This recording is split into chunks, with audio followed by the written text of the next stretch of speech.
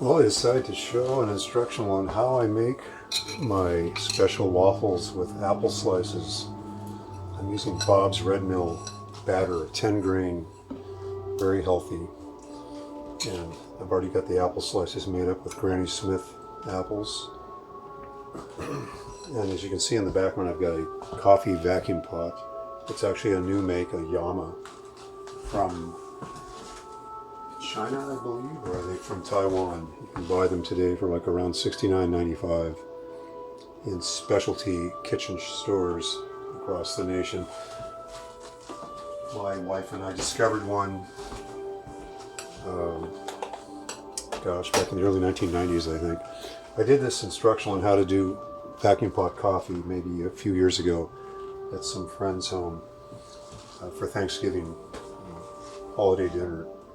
So the vacuum pot is already going, the water's in the lower bowl. It'll move to the upper bowl, up the siphon tube, and past the glass filter rod. The 1940s Corey Coffee Company of Chicago filter rod in place of the newer spring-loaded cotton filters that they put into these to be used today, which I'd rather not use. They work, but they're a cotton filter stretched over a web of metal with a spring tension that hooks inside and the spring attaches at the bottom of the siphon tube. These have to be cleaned and then reused as a reusable cotton filter. But I prefer the Corey glass rod because it looks much more scientific, some would say provocative. I don't know if that's the proper term, but I won't go into any further detail. So the waffle iron's heated up, and what you want to do is coat the waffle iron with some sort of healthy oil. I use olive oil. Most people wouldn't think of putting olive oil in their waffles, but the small amount that will go into it is not that noticeable. It doesn't impart any distasteful flavor into a 10 grain whole grain waffle made with the famous Bob's Red Mill waffle and pancake batter. So I may have put a little too much oil in here, but that's okay. You just don't want the waffles to stick when you go to open it after several minutes. So then the batter is, of course, carefully poured in to each of the 4 little chambers here with the waffle pattern. I hope I made enough batter. I almost feel I should be doing an imitation here. Somebody, a famous lady chef, which I can't. Oh, look at the batter just dribbling. Isn't that just lovely? Oh, it'll be so tasteful with 100% maple syrup when it's all done. Oh, goodness. Anyway, it's so much for my impersonations of Julia Childs. This isn't the best surface to work on. I just noticed it's not really level as I'm pouring the batter, as it looks like it may go over the edges in the back. So I'm going to have to try to improvise here and catch the batter as it's falling toward the back. I could probably prop it up with something, maybe. Let's see how fast I can improvise something here to do this. Maybe I put a knife in the back or something. Gosh, sorry about the excess noise there. I'm going to prop the back of the iron up so it's up at an angle, a little more level, perhaps. This is going to work, I don't know. There, look at that. That's really kind of precarious, but I think it's going to have to work. And I see I've got batter running down one side. That doesn't look too professional, does it? I had planned for this to be a little more professional looking, not running off the edges like this. So I'm going to really put the rest of the batter in here, not waste any of it. But the trick is that these are not just simple waffles. I mean, anybody can make a simple waffle, or they can buy a frozen one and microwave it. And you know what those taste like, kind of like cardboard. So once the batter is in there, you lay the apple slices in some kind of a, I guess you could call it an artful pattern. The heaviest slices have to go toward the front, I believe. I can't remember how I did this before now. I'll pull them up here so you can see me actually working on them. But I kind of put them in a symmetrical pattern, like a flower or something in nature. But it's always the same. They're laid out in a kind of a even pattern, and then fill in the middle some way so that all the batter is covered. There's a little more. I see I can actually move the batter to the back now that I've got it distributed a little better. Maybe this will work. But the idea is, it's kind of like doing an omelet, what they call a frittata, where you throw the eggs in the pan and you throw the vegetables on top, and they just leave them fry into it. So this is what's going to happen. The apples will actually bake right into the top. I would call it an apple right side up waffle, maybe. Would be. I could call it my Mark's Cosmic Waffles, but I don't know if that's proper. I'm not going to blend my astronomy work tonight in with my cooking, but I have been known to do that. So let's see, we're 5.5 minutes into this. I hope I've not lost anybody's attention. So the final part before bringing the iron down on the top is to sprinkle some cinnamon in. I usually use really fresh ground, but this is the famous Trader Joe's of Portland groceries. Actually, they started in California, I believe. And then I scrape a little with a knife. In this case, I use a straight edge razor. And I scrape fresh ground nutmeg.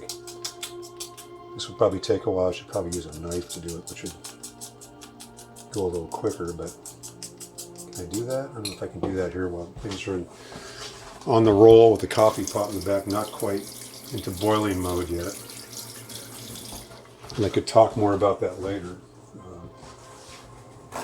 Many people never heard of a coffee vacuum pot. They were actually invented about 1830 something by a German.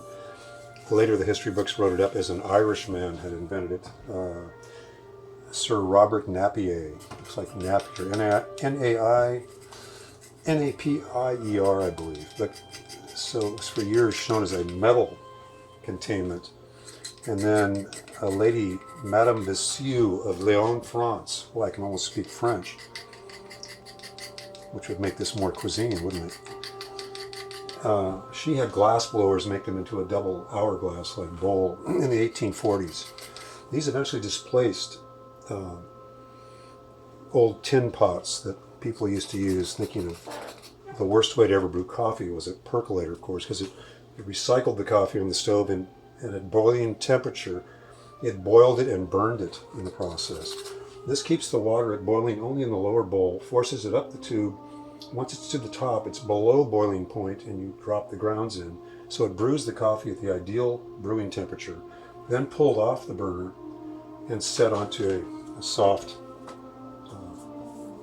pad, hot pad where it's safe. And the lower bowl, then empty, cools, and it pulls by vacuum atmospheric pressure. It pulls the brew back down.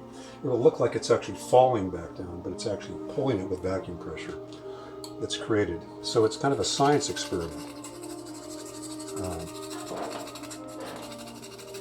if you will. I used to make it at my front kitchen window, a big 6-foot wide kitchen window in our home that we built in 1988. And neighbors could smell it out on the sidewalks. So they were, see, we're 8.5 minutes into this video now. That's getting a little lengthy. I should have brought the top of the waffle iron down by now, so I'm gonna just put the rest of the nutmeg on at the end of the process. So here's where the tricky part comes. You've got to try to drip. You can tip it back a ways. Not the best lighting here, not like my home was, with beautiful overhead track lighting in the kitchen.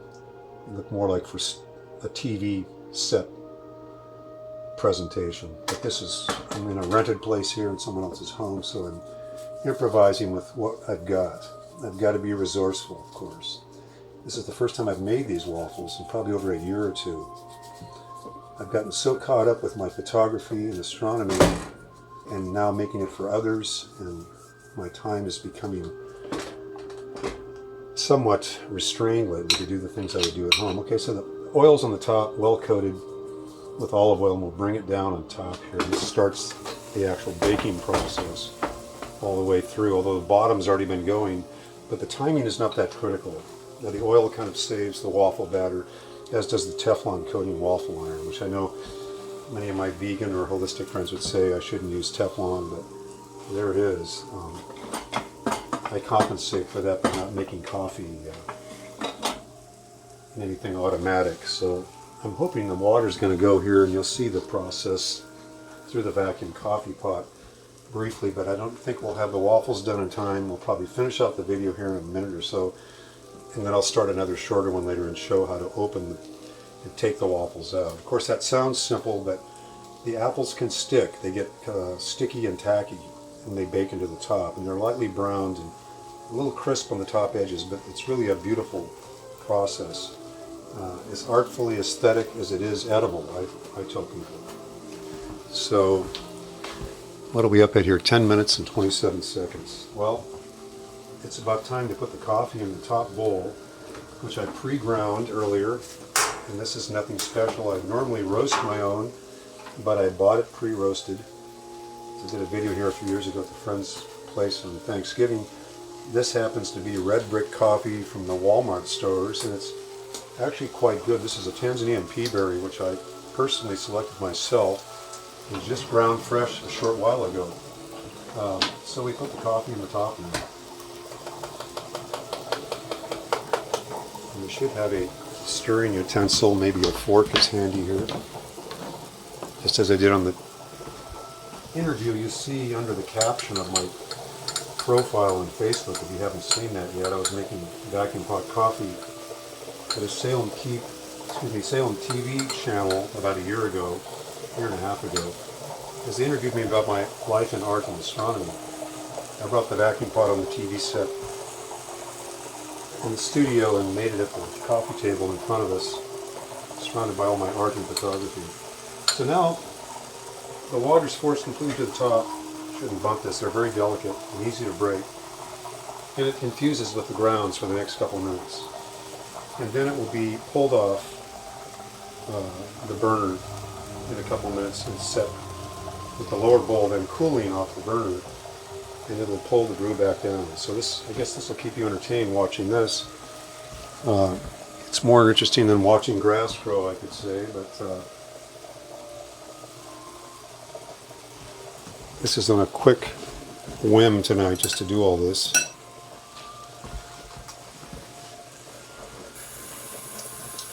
So it looks like it's actually, let's see if we can turn this upper light off. It's actually more interesting to see it in the dark now. Maybe not.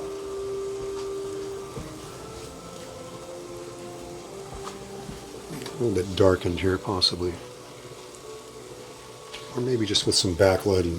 I'm playing with lamps here that are not my own in my home. I had, which is much more aesthetically lit for artwork.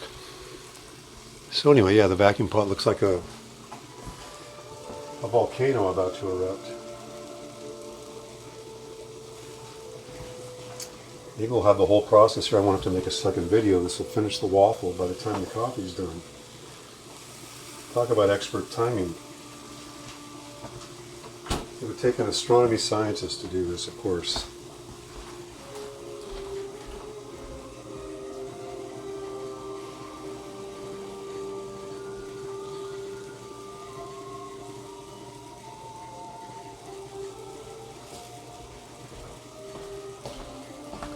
Maybe I could even place something else into the background that would be appropriate. So move this out of the way. Put this up instead. How's that? It's probably not well lit though. Probably a little dim or dark in here to see that photo. I'm not sure. Yeah, it's bad lighting. I wasn't sure of that.